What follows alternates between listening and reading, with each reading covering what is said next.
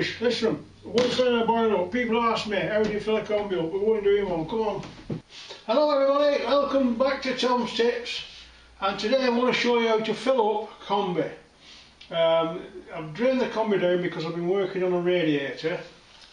And now the system's drained off. You can see that by that little needle there. So we're going to fill it up now. And we want the needle to be in the green space, so at 1.5 bar. So on a combi there's usually a filling tap which is under here,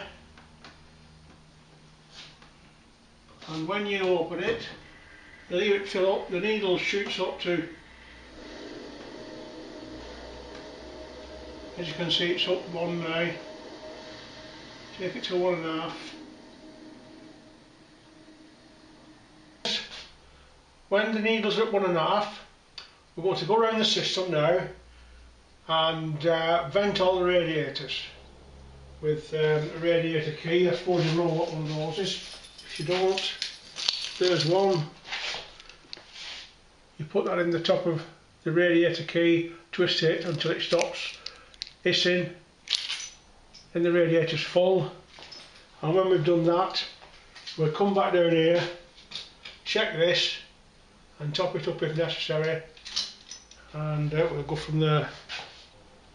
Okay, well we've been around the radiators now, and they're all full up, all upstairs. The downstairs ones will not have emptied because it's the way that things go. The upstairs ones will drain off, and as you can see the needles fell now, so we'll just top that up again, back up to 1.5.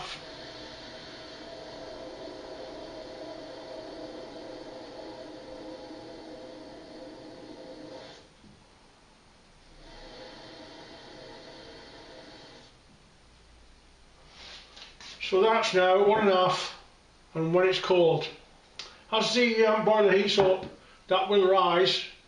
It's quite natural for that to rise up to, it depends on your system, up to 2 maybe when it gets warm, and then as it cools down it'll fall back to 1.5. So, right, there's a couple of little pit holes that you might fall into. That's not the end of it. Wait a minute, just get my screwdriver and screw that up.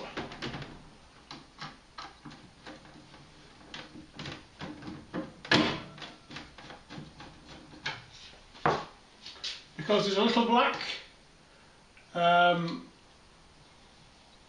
nozzle there on the automatic air vent. And I've took that off so that we'll fill the water, because over here, now the heat exchanger is over here. Well, the air can build up in that, and there can be an arc in there trapped. So if we switch it on and got the flame going, it could do more damage than good.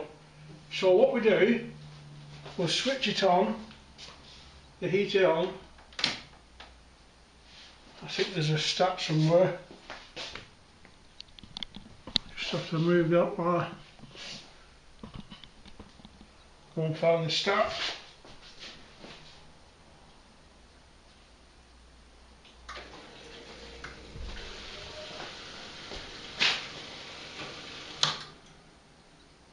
Right, and I've turned it off because it was very noisy, which means that there's air in the pump as well. So we need to just undo that pump.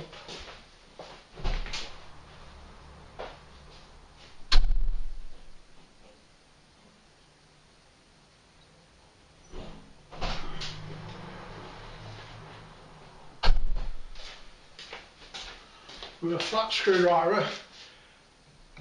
Now you've got to be careful because you don't want the water dripping everywhere.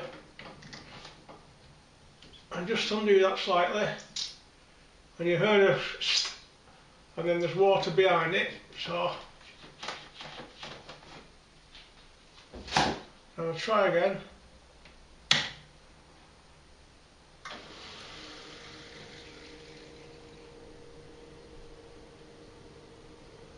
Now it's running quiet, so that's a good sign that the air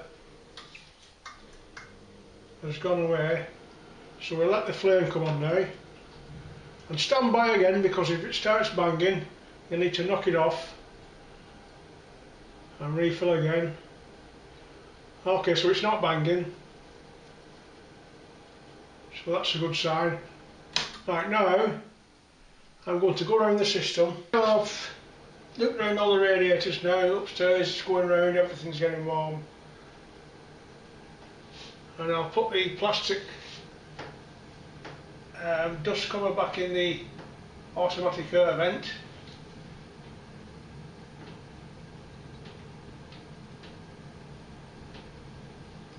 And that's all it is, it's a dust cover. Just put that in loosely. Now you'll expect that the lights to come on slowly, 30, 40, 50, and it should stop round about there. It should start getting, if it starts going straight up to 80, it means it's not circulating. It wants to go up slowly, but everything seems to be in order. I'm going to put the casing back on now.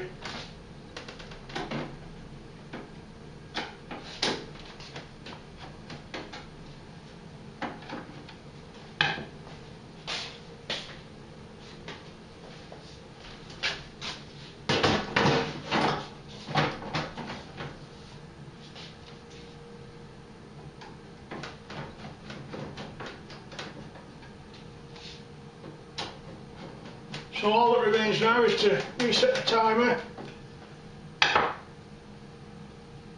and go and check all the rads. We've checked the rads, we know that the rads are working, so let's just set the timer now back to what it should be, and we can pack up and go home. Okay then, see you all again next time.